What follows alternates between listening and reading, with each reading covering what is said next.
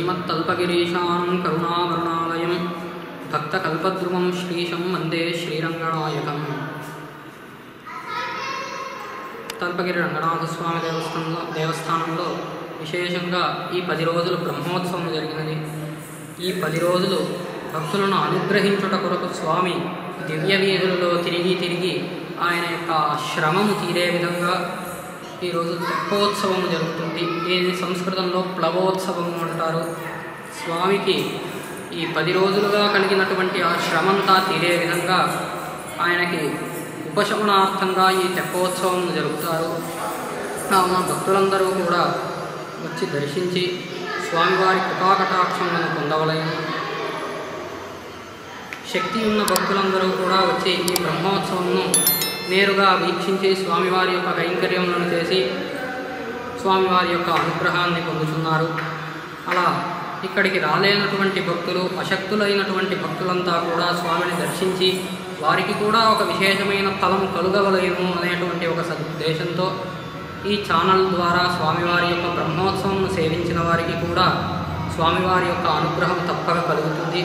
కనుక అందరూ కూడా స్వామివారి యొక్క అనుగ్రహాన్ని పొంది వారి యొక్క జన్మలను చరితార్థం చేసుకోవలసినదిగా ప్రార్థించుచున్నాము.